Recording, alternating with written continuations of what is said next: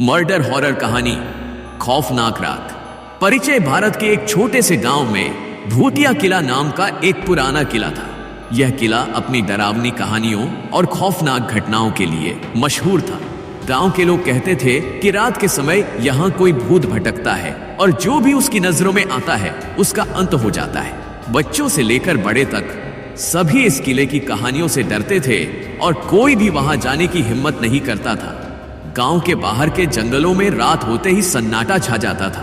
कहते थे कि इस किले में एक खूबसूरत लड़की और उसके प्रेमी का खौफनाक इतिहास छिपा था। कई साल पहले प्रेम के नाम पर हुई एक धोखा ने किले को भूतिया बना दिया था। समय के साथ उस लड़की की आत्मा किले में बसी रही जो अपने प्रेमी का इंतजार करती रही। इसी किले के रहस्य को जानने की जिज्ञासा ने एक युवा लड़के रघु को खींच लिया।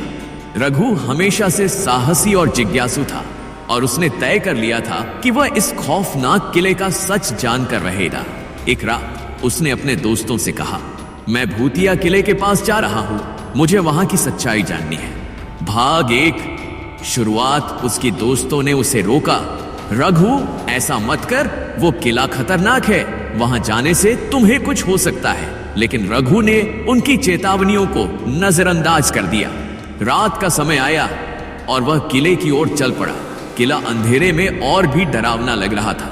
जैसे ही वह किले के दरवाजे पर पहुंचा, उसे एक अजीब सी खड़खड़ाहट सुनाई दी। भाग दो। खौफनाक खोज रघु ने किले के अंदर कदम रखा। अंदर की दीवारें काले खून से सनी थी। हर कदम पर उसे ऐसा महसूस हो रहा था जैसे कोई उसे देख रहा है। उसने अपने मोबाइल का फ्लैश लाइट ऑन किया और आगे बढ़ा। अचानक उसे एक पुरानी तस्वीर दीवार पर टंगी हुई दिखाई दी। तस्वीर में एक खूबसूरत लड़की और एक युवक थे, लेकिन लड़की की आंखें बेहद डरावनी लग रही थी। इसी बीच उसे फिर से वही खड़खड़ाहट सुनाई दी। वह पलटा और देखा कि पीछे एक छाया खड़ी थी। वह डरकर पीछे भागा और एक कमरे में घुस गया। कमरे के अंदर उसे एक पुराना दरवाजा दिखाई दिया जो हल्का सा खुला था। रघु ने हिम्मत जुटाकर दरवाजे को खोला। भागती एक खौफनाक सच कमरे में घुसते ही रघु को एक पुरानी किताब मिली। उसने किताब को खोला और पढ़ना शुरू किया। उसमें लिखा था कि इस किले में एक युवक ने अपनी प्रेमिका को धोखा दिया था।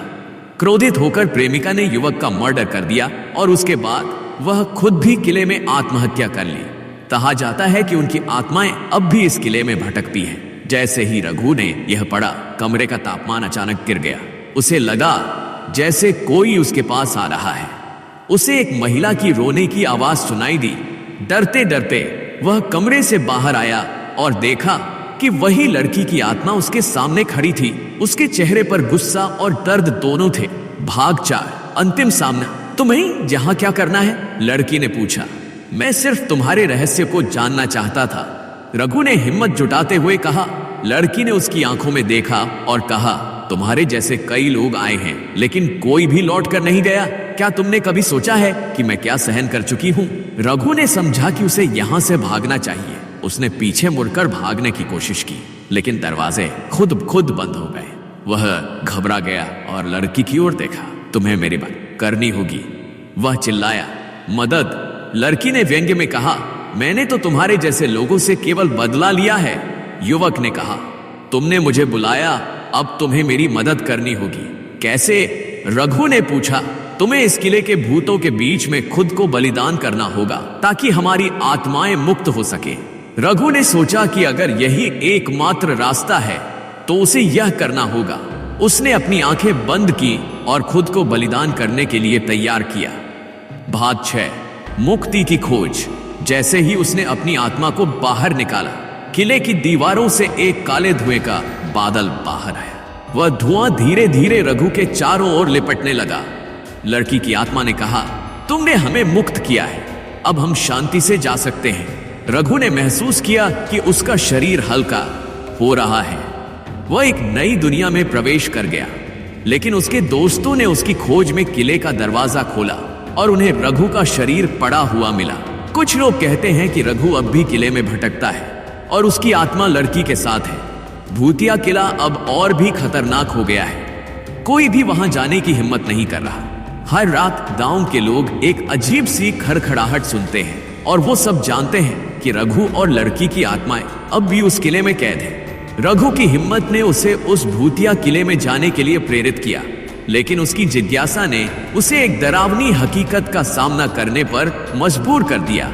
इस किले की भूतिया कहानियां अब भी सुनाई देती हैं और लोग रात में वहां जाने से डरते हैं। भूतिया किला अब केवल एक खंडहर नहीं बल्कि एक खौफनाक इतिहास बन गया है, जो आज भी गांव के लोगों को सताता है।